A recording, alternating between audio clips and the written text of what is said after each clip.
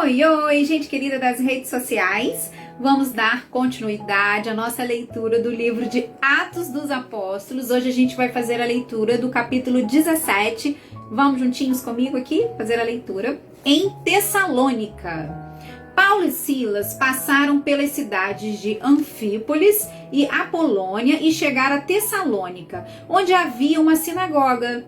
Conforme o seu costume, Paulo foi lá e nos 3 sábados seguintes falou sobre as escrituras sagradas com as pessoas que estavam ali na sinagoga. Paulo lhes explicava e provava que o Messias precisava sofrer e que depois de morrer tinha de ressuscitar. Ele dizia: "Este Jesus que estou anunciando a vocês é o Messias." Paulo e Silas conseguiram convencer disso algumas daquelas pessoas as quais se ajuntaram a eles.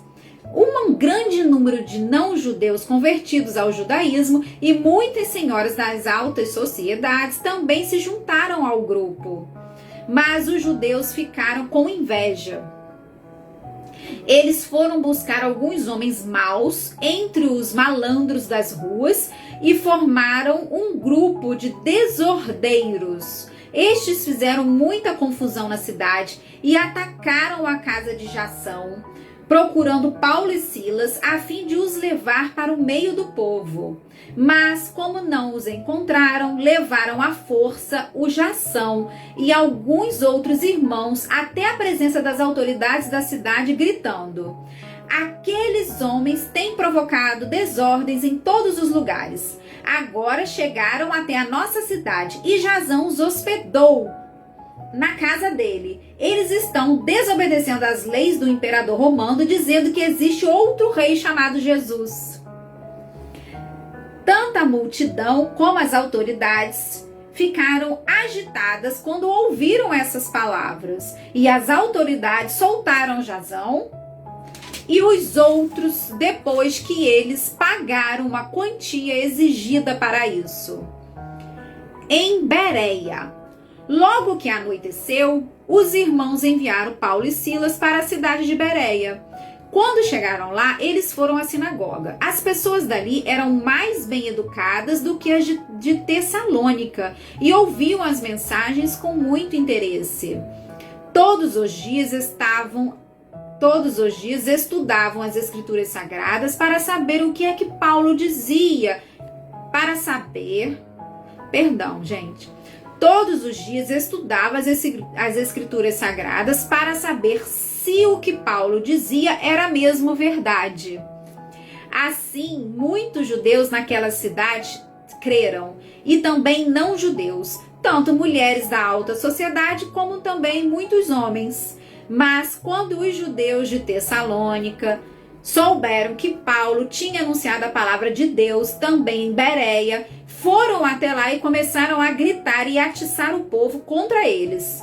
Então os irmãos enviaram Paulo imediatamente para o litoral, porém Silas e Timóteo ficaram em Bereia. Os irmãos que protegiam Paulo o levaram até a cidade de Atenas. Depois voltaram para Bereia levando um recado de Paulo. Ele pedia que Silas e Timóteo fossem encontrá-lo em Atenas o mais depressa possível. Em Atenas. Enquanto estava esperando Silas e Timóteo em Atenas, Paulo ficou revoltado ao ver a cidade tão cheia de ídolos. Ele ia para a sinagoga e ali falava com os judeus e com os não-judeus convertidos ao judaísmo. E todos os dias, na praça pública, ele falava com as pessoas que se encontravam ali. Alguns professores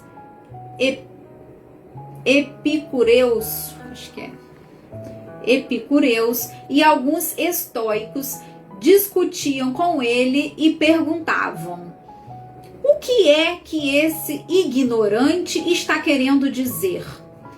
Outros comentavam: "Parece que ele está falando de deuses estrangeiros." Diziam isso porque Paulo estava anunciando Jesus e a ressurreição. Então eles o levaram a uma reunião da Câmara Municipal e disseram: "Gostaríamos de saber que novo ensinamento é esse que você está trazendo para nós, pois você diz algumas coisas que nos parecem esquisitas e nós gostaríamos de saber o que elas querem dizer.